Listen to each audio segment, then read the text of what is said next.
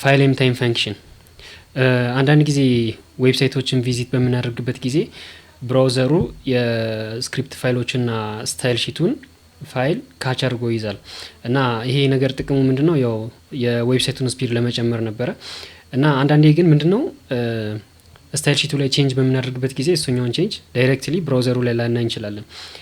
ቼንጁን ለማየት አንዳንዴ ሃርድ ሪፍሬሽ ማድረግ ይጠበቅብናል ወይ ደግሞ የብራውዘሩን ካች ክሊር ማድረግ ይጠበቅብናል ማለት ነው። ይሄ አሁን ፋይል ኤም ታይም የሚባለው ፈንክሽን ምንድነው የሚሰራው? አንዴ ስታይል ሺቱን አታች በምናደርግበት ጊዜ ቨርዥን ይሰጣታል ማለት ነው። የታይም ስታምፕ የሆነች ቨርዥን ይሰጣታል። እሱኛው ቨርዥን በተቀየረ ቁጥር እንደ አዲስ ስታይል ሺቱን ሎድ ያደርጋል ማለት ነው። ስለዚህ ዩ ዶንት ሃቭ ቱ ሃርድ ሪፍሬሽ ወይ ደግሞ ብራውዘር ካቹን ክሊር ማድረግ አይጠበቅባችሁም ማለት ነው።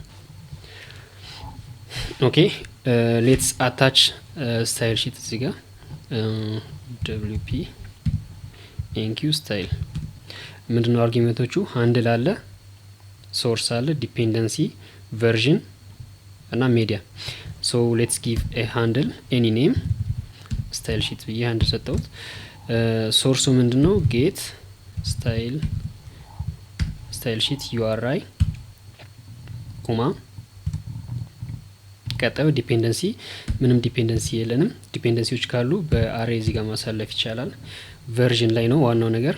ፋይል ኤም ታይም እንደ አርጊመንት የምትቀበለው ምንድነው? የስታይል ሺቱን ዳይሬክቶሪ ማለት ነው። የስታይል ሺቱን ዳይሬክቶሪ ለማግኘት ጌት ቴምፕሌት ዳይሬክቶሪ ካረግን በኋላ ፕላስ ስታይል ዶት ሲኤስኤስ ኮማ እናርግና ሜዲያውን ኦል እንበለው። ባይ ዲፎልትም ኦል ነው የሚሆነው። ኦል እንበለው። እንደዚህ ስናደርግ ስታይል ሺቱን አታች አድርገናል። አታች ስናደርግ ቨርዥን ነምበሩንም አብሮ አታች አድርገናል ማለት ነው። ይሄኛውን እስቲ ፍሮንት ኤንድ ላይ ፕሪንት አድርገን እንየው ቨርዥን ነምበሩ ምን ይመስላል የሚለው ማለት ነው። እቺኛውን ኮፒ ላርጋትና ሌትስ ፕሪንት ኢት ሂር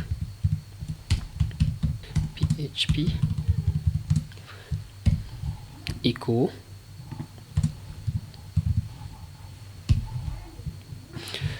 እስቲ ሪፍሬሽ ላድርገው። ያው ይሄን ይመስላል ቨርዥኑ ማለት ነው። ሌትስ ሲ ዘ ፔጅ ሶርስ ኦቨር ሂር። ፔጅ ሶርሱ ላይ